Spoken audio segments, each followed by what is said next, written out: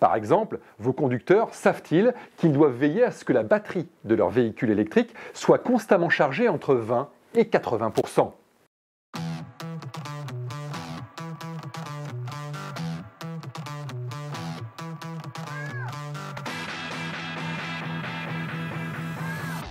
Bonjour à tous, pour faire du passage d'un véhicule thermique à un véhicule électrique un succès auprès de vos collaborateurs, voici le 5e et dernier épisode de notre série Le Moment électrique.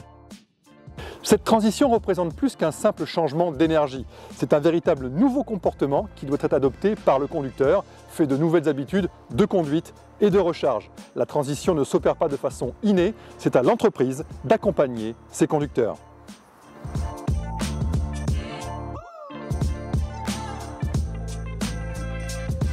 La première chose à faire lorsque l'on équipe ses salariés en véhicule électrique est de leur enseigner les bonnes habitudes qui doivent en découler.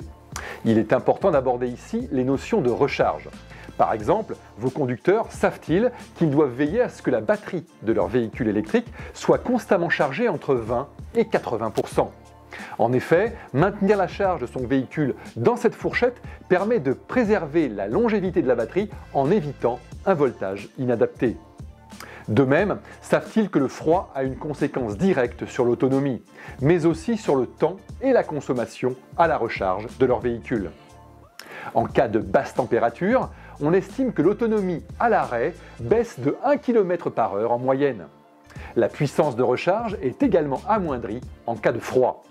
Deux mesures peuvent être adoptées pour remédier à cela. Premièrement, dans l'idéal, stationnez vos véhicules dans un endroit couvert. Deuxièmement, rechargez votre véhicule 1 heure avant le départ pour profiter du fait que la batterie se soit réchauffée lors de la recharge. Il est également indispensable de guider vos conducteurs vers de nouvelles habitudes de conduite. Savoir utiliser le freinage régénératif est par exemple un incontournable. Comme nous l'avons vu dans l'épisode précédent, il permet de recharger la batterie et d'augmenter l'autonomie du véhicule. Pour que vos collaborateurs intègrent toutes ces astuces, vous pouvez leur partager un document les résumant. Sinon, suivideflotte.net présente au sein de son application conducteur une rubrique Bonnes pratiques VE qui regroupe tous les bons comportements à adopter. Il est également important de s'assurer que ces conseils sont appliqués. Pour cela, la télématique est à votre disposition. Elle vous permet d'accéder à des indicateurs tels que le pourcentage de récupération de batterie en freinage régénératif, mais également d'identifier les conducteurs qui n'ont pas un comportement électrique. Pour aller plus loin, suivideflotte.net a aussi développé un rapport qui compile l'historique des recharges et met en évidence les conducteurs qui ne respectent pas la fourchette des 20-80. Grâce à tous ces outils, vous pouvez suivre efficacement l'adoption des véhicules électriques par vos salariés.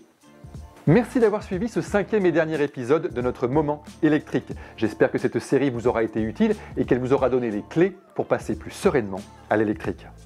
N'hésitez pas à suivre suivideflotte.net sur les différents réseaux sociaux pour continuer à découvrir de nouvelles astuces. À très bientôt. Coupé. Elle est bonne ? Parfaite.